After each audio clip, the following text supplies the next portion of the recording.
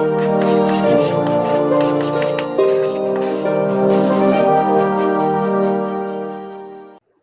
दोस्तों, ये है हमारा रिवीजन वीडियो चौथे चैप्टर का। और बहुत जल्दी फटाफट सारे पॉइंट्स को हम लोग एक साथ देख लेंगे। ये तभी आपको समझ में आएंगे जब अपने बाकी वीडियोस देखे होंगे और एक साथ आपको एक बहुत जल्दी से क्विक रिवीजन मिलेगा। तो चलिए स्टार्ट करते हैं। सबसे पहले क्या है, पूर्ण प्रतिस्पर्धा। हम लोगों ने किसकी बात की थी? एक ऐसी फर्म की बात कर रहे हैं जो पूर्ण प्रतिस्पर्धा के माहौल में काम कर रही है। और पूर्ण प्रतिस्पर्धा को परिभाषित कैसे किया? सबसे पहले तो बहुत सारे यहाँ पर क्रेता और विक्रेता हैं, बायर्स और सेलर्स बहुत सारे हैं। आप रहोगे नहीं रहोगे फर्क नहीं पड़ेगा, प्राइस उतना ही बना रहेगा। अच्छा, दूसरा क्या है, एक रूप वस्तु होती थी, होमोजेनियस प्रोडक्ट होता था। तीसरा, सारे क्रेताओं को जानकारी है, सारे विक्रेताओं को जानकारी है। ठीक है, बाजार में सबको पूरी पूरी जानकारी है। और चौथा पॉइंट क्या है कि स्वतंत्र प्रवेश है और बहिर्गमन है। वास्तव में ये वाली जो कंडीशन है, ये पहली कंडीशन को बनाती है, अदरवाइज पहली कंडीशन हो नहीं सकती थी। ये क्या बोलती है कि आप एंट्री भी कर सकते हो मार्केट से, एग्जिट भी कर सकते हो। और अगर एंट्री प्रतिबंधित हुई, जैसा कि भारत में लाइसेंस राज के समय पर हुआ करता था, तो बहुत सारी फर्म्स आ ही नहीं सकती है मार्केट में, है ना। तो ये हमारी क्या है, ये वो कंडीशंस हैं जो हमें क्या बनाती हैं, एक पूर्ण प्रतिस्पर्धा वाला बाजार बनाती हैं। बहुत इंपॉर्टेंट है एग्जामिनेशन पॉइंट ऑफ व्यू से भी, परीक्षा में आता है सीधा सीधा। अच्छा, इनका परिणाम निकल करके आता है कि जो भी फर्म्स होती हैं और जो भी उपभोक्ता होते हैं, दोनों ही लोग, कंपनी भी एक्सक्यूज मी, और साथ में जो भी आपके उपभोक्ता है, कंपनी और उपभोक्ता दोनों ही प्राइस टेकिंग बिहेवियर दिखाते हैं। वो खुद से प्राइस नहीं निर्धारित कर सकते। उनको पता है कि अगर कंपनी ने पैसे ज्यादा रखे तो कोई उनसे खरीदेगा नहीं, उपभोक्ता ने कम में खरीदना चाहा तो कोई उसे बेचेगा नहीं। तो सारे लोग मार्केट में जो प्राइस चल रहा होता है उसी को स्वीकार कर लेते हैं। उसी को बोलते हैं हम लोग कीमत स्वीकारक व्यवहार या फिर प्राइस टेकिंग बिहेवियर। अच्छा, अब आ जाते हैं ऐसी फर्म जो इस तरह के माहौल में है, उसकी संप्राप्ति क्या होगी, उसके लिए रेवेन्यू क्या होगा। तो आपको पता है प्राइस पहले से फिक्स्ड है। 10 रुपए की अगर कोई एक चीज बेच रहा है तो 2 20 रुपए की बेचेगा, 3 होगी तो 30 की बेचेगा, 4 बेचेगा तो 40 की बेचेगा। अब सस्ती तो नहीं बेचेगा वो, क्योंकि वो ज्यादा से ज्यादा में बेचना चाहता है। बेचने वाला क्या चाहता है, सबसे ज्यादा में बेच पाए। तो उसको पता है कि 40 से 10 रुपए से कम में बेचेगा हर इकाई, तभी उसकी पूरी बिक जाएगी। लेकिन मैक्सिमम 10 में बेचेगा तब भी पूरा पूरा सामान बिक जाएगा। तो वो क्या करेगा, मैक्सिमम में बेचेगा। तो यहां पर मैक्सिमम जो है वो बाजार का ही दाम होता है, और इस वजह से जो कुल संप्राप्ति होती है उसका ग्राफ ऐसा आता है। ठीक है, सीधा सीधा बढ़ता चला जाएगा। यहां पर आप ज्यादा वस्तुएं बेचते जाओगे तो आपका टोटल रेवेन्यू बढ़ता चला जाएगा। इसलिए जो ग्राफ है वो ऐसा बनता जाता है। ठीक, अगर हम औसत की बात करें, औसत संप्राप्ति की, AR मतलब एवरेज रेवेन्यू, औसत संप्राप्ति, तो वो वास्तव में प्राइस के बराबर ही हो जाती है। जो भी आपकी कीमत होती है, इसी को हम लोग बोल देते हैं प्राइस लाइन या फिर कीमत रेखा। तो कीमत रेखा जो है वास्तव में वही आपका एवरेज रेवेन्यू भी हो जाता है। कब? जब पूर्ण प्रतिस्पर्धा का माहौल है। और वही आपका मार्जिनल यानी कि सीमांत आगम भी हो जाता है। और यही आपका डिमांड कर्व भी हो जाता है जो फर्म फेस कर रही है। फर्म मतलब कंपनी। तो कंपनी के लिए जो डिमांड कर्व है वो भी यही लाइन हो जाती है। ठीक, अब आ जाते हैं लाभ अधिकतमीकरण के लिए, प्रॉफिट मैक्सिमाइजेशन के लिए। ये फर्म जो पूर्ण प्रतिस्पर्धा के माहौल में काम कर रही है वो अपना प्रॉफिट कैसे मैक्सिमाइज कर पाएगी। तो पिछला जो चैप्टर था, थर्ड चैप्टर, उसमें हम लोगों ने देखा था कि इस तरह का हमारा सीमांत लागत का वक्र आया करता था। और ये जो दूसरा वाला वक्र है ये होता था हमारा औसत परिवर्ती लागत का। कब? अल्पकाल में। अल्पकाल में ही हमारी ये 2 वक्र बनते हैं, और जो दीर्घकाल है उसमें तो एक ही रह जाता है। क्यों? क्योंकि वहां पर फिक्स्ड कॉस्ट होती ही नहीं है।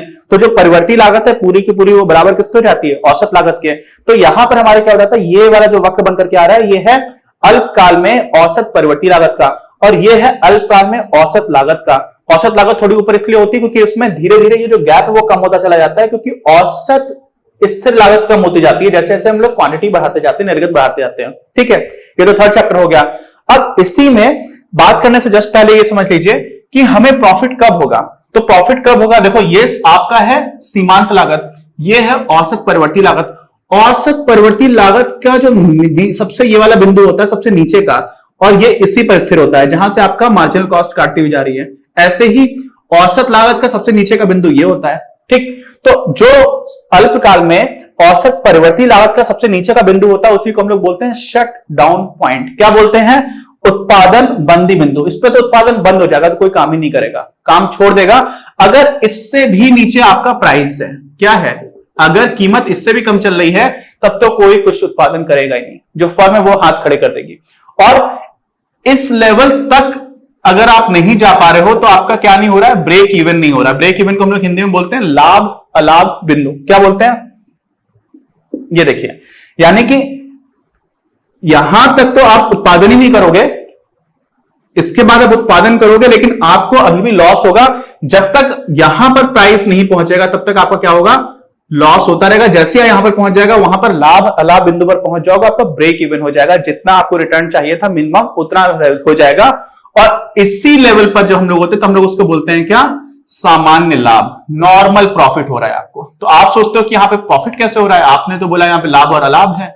तो सामान्य लाभ हम लोग इसलिए बोलते हैं क्योंकि हम लोग जब इकोनॉमिक्स में प्रॉफिट्स की बात करते हैं, लाभ की बात करते हैं, तो उसमें अपॉर्चुनिटी कॉस्ट यानी कि अवसर लागत भी सन्निहित होती है। मतलब आपको, जैसे मैंने उदाहरण दिया था कि अगर आपने किसी बैंक में पैसे इन्वेस्ट कर दिए तो जो रिटर्न आपको मिलना चाहिए वो भी यहां पर मिला हुआ है, समझ रहे हैं। तो इसका मतलब क्या हुआ कि आप जो बिजनेस कर रहे हो उसमें आपको उतना फायदा तो हो रहा है जितना कहीं और से जो सेकंड अपॉर्चुनिटी, जो आपकी अपॉर्चुनिटी कॉस्ट, जो सेकंड बेस्ट अल्टरनेटिव था वहां से जितना पैसा आपको मिल सकता था, जितना फायदा हो सकता था उतना मिल रहा है, उसको भी हम लोग इंक्लूड कर लेते हैं। इसलिए हम लोग उसको ये नहीं बोलते कि आपको लाभ हो रहा है।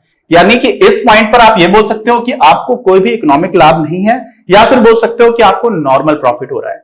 अजीब, थोड़ा सा कंफ्यूजिंग है, समझना इसको। इकोनॉमिक की दृष्टि से देखोगे तो इकोनॉमिक्स में आपको कोई लाभ नहीं हो रहा लेकिन नुकसान भी नहीं हो रहा। और अगर आप दूसरी भाषा में बोलोगे तो इकोनॉमिक्स में ऐसा बोला जाएगा कि यहां पर आपको सामान्य लाभ हो रहा है। और अगर इसके ऊपर प्राइस चला जाएगा तो क्या हो जाएगा, तो आपको होगा लाभ। अब ये लाभ का बिंदु हम कैसे निकालते हैं, हम ये कैसे निकालते हैं कि किस लेवल पर हमें प्रोडक्शन करना है। तो होता है पहली कंडीशन, आपको एमआर बराबर करना होता है एमसी के। एमआर मतलब क्या होता है, सीमांत आगम। और यहां पर जो सीमांत आगम है आपने देखा है कि वो प्राइस के बराबर ही है, इसलिए जो प्राइस है ये सीमांत आगम हो गया और ये आपके एमसी है, एसएमसी यानी कि सीमांत लागत। तो जहां पर ये काटेगी उसी पॉइंट को आप नीचे यहां पर निर्गत स्तर आपको मिल जाएगा। तो ये आपका क्यू स्टार होगा जहां पर आपको मैक्सिमम प्रॉफिट मिल रहा होगा। लेकिन साथ में दो कंडीशंस और है जो यहां पर मैच कर रही हैं, लेकिन कंडीशन क्या क्या है, ये जो आपका मार्जिनल कॉस्ट कर्व है ना, ये यहां पर डिक्रीजिंग नहीं होना चाहिए, या तो कांस्टेंट हो या फिर इंक्रीजिंग हो, यानी कि ह्रासमान नहीं होना चाहिए, या तो स्थिर हो या फिर वो वृद्धिमान हो। तो देखिए यहां पर वृद्धिमान है तो ये दूसरी कंडीशन भी मैच कर गई।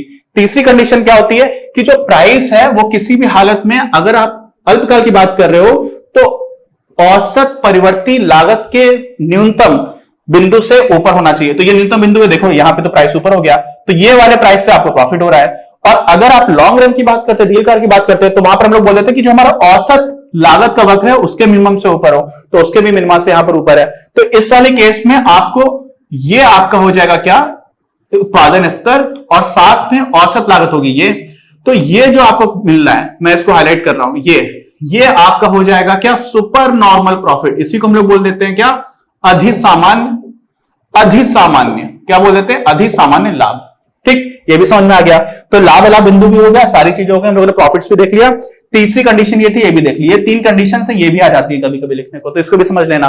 फिर आ जाते हैं हम लोग सप्लाई कर्व पर। सप्लाई कर्व क्या होता है, सप्लाई कर्व भाई सिंपल है, अल्पकाल में जो आपका ये मिनिमम पॉइंट था किसका, SAVC का, अल्पकाल में औसत परिवर्ती लागत के मिनिमा से ऊपर का जो मार्जिनल कॉस्ट कर्व होता है ना, यही आपका सप्लाई कर्व हो जाता है, यही सिंपल। ठीक, ऐसे लॉन्ग रन में औसत लागत से ऊपर वाला पॉइंट हो जाता है, वहां पर एक ही दो कर्व कम रहता है। देखो वहां पर ऐसा होता है, ये आपका मार्जिनल कॉस्ट हो जाता है, ये आपका